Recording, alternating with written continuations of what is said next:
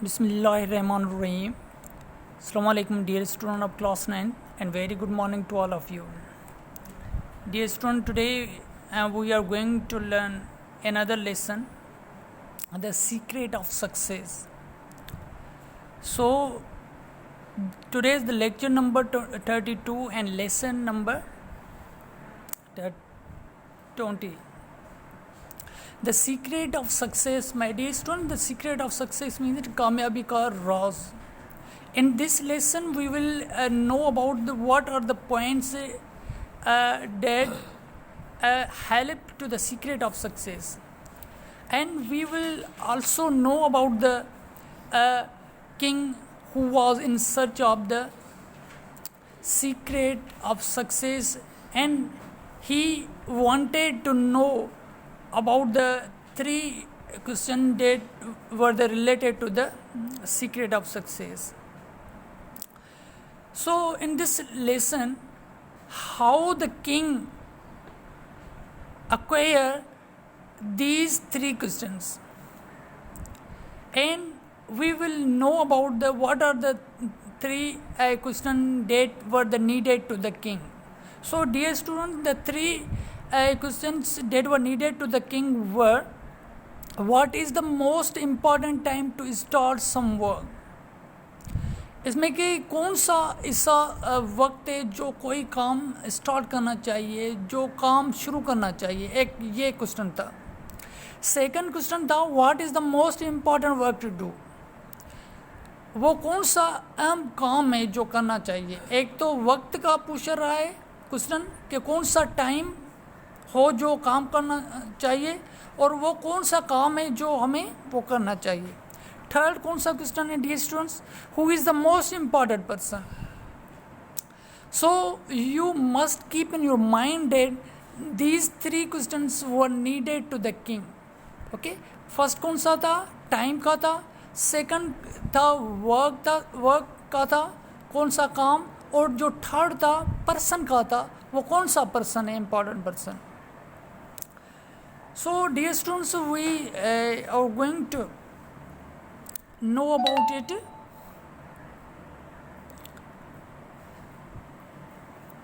The secret of success. A long time ago there lived a king who was in the search of the secret of success. एक king था जो उनको तलाश थी एक secret of success की, कामयाबी का राज की. वो राज किस पे बेस्ड था? He thought if he could find out the answer to three questions. उसने ये सोचा कि अगर उनको थ्री क्वेश्चन के आंसर मिल जाएं तो वो जो सीक्रेट ऑफ सक्सेस था उनमें कामयाब हो सकेंगे. Otherwise he will be fail. He would discover the secret and would never fail. The questions were: what is the most important time to start some work? What is the most important work to do? Who is the most important person? ये तीनों question थे.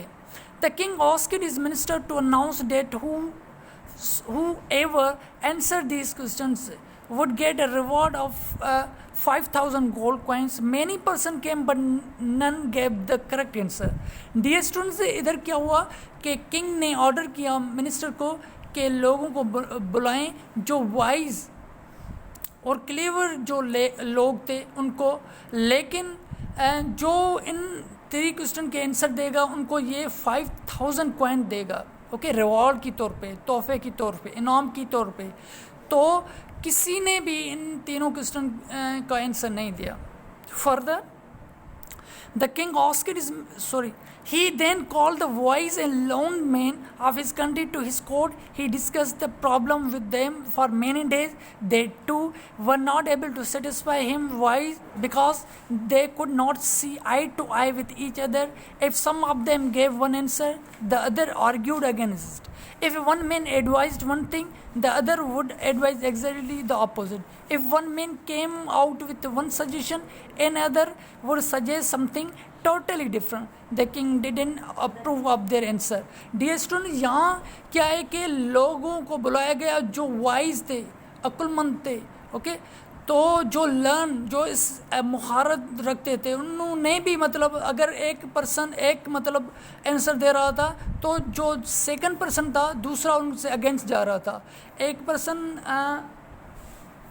एक suggestion दे रहा था तो दूसरा person उनके against suggestion दे रहा था। मकसद के वो इन आंसर जो क्वेश्चन के आंसर नहीं दे पाए तो किंग ने उनको अप्रूव नहीं किया, उनको एक्सेप्ट नहीं किया। मीन्स किंग जो था, बादशाह जो था, वो सेटिस्फाई नहीं हुआ इन लोगों के आंसर से।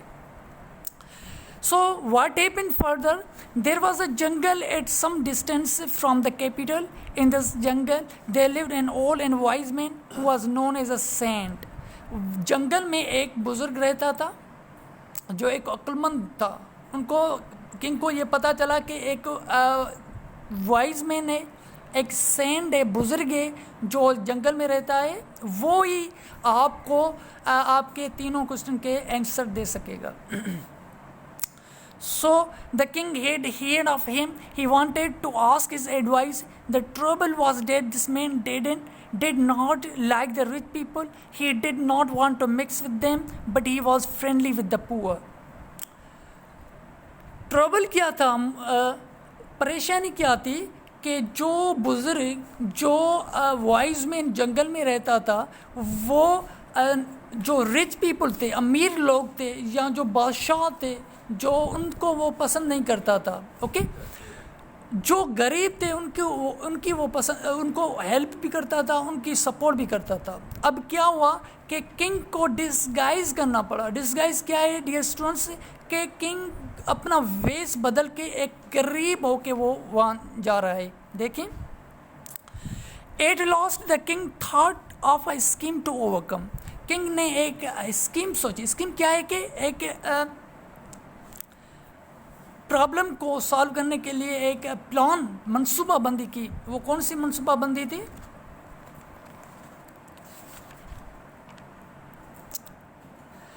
He dressed himself in rags and set out to see the saint. Set out क्या है डियर स्टूडेंट्स, कि वो रवाना हुए, और रैग्स क्या है कि फटे हुए कपड़े जो होते हैं। ओके, तो मकसद के उन्होंने एक गरीब होके, बादशाह एक गरीब आदमी का वेश पहन के वो गया।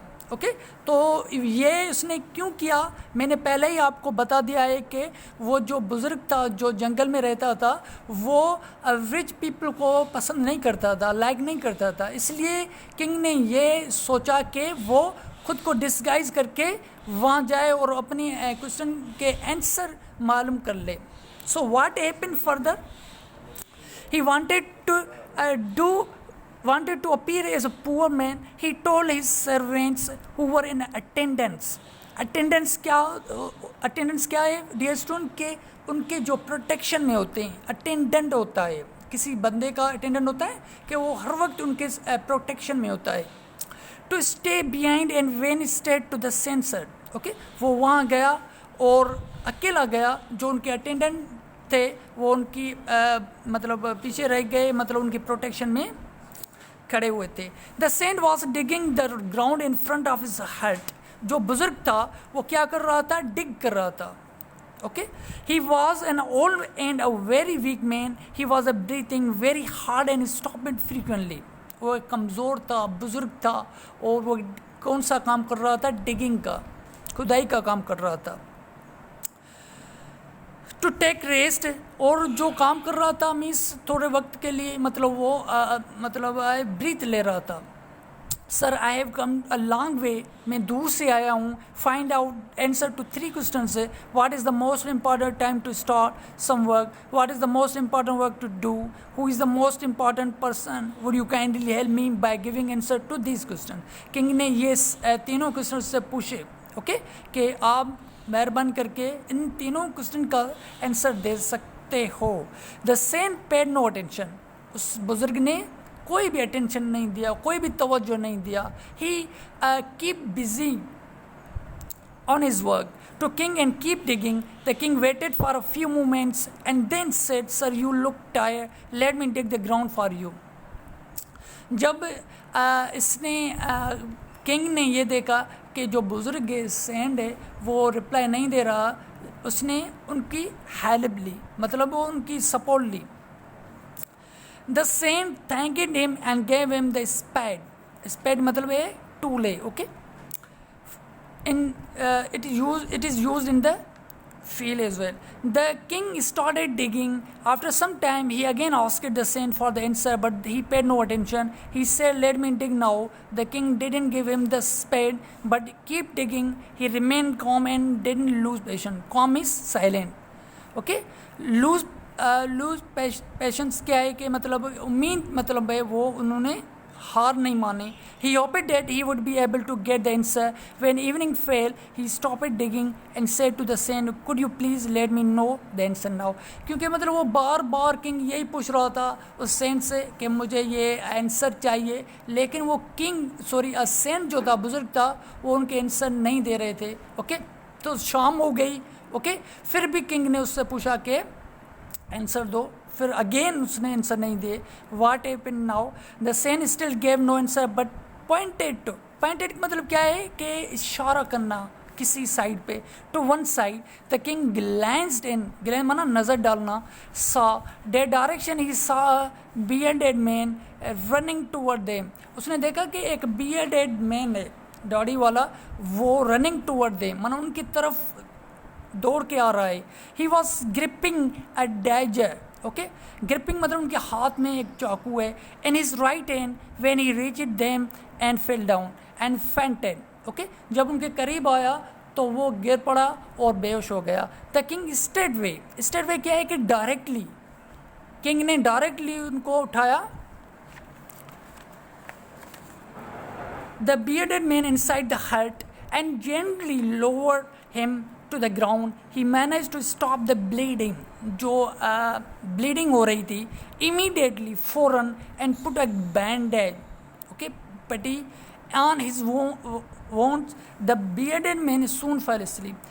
तो उसने जब वो गिर पड़ा, एक bearded man था, वो गिर पड़ा, उनको किंग ने उठाया और हट में ले गए, उनको मतलब बैंडेज की. ओके, तो वो फॉल स्लीप मतलब वो गहरी नींद में हो गया, मैंने सुकून आया उनको.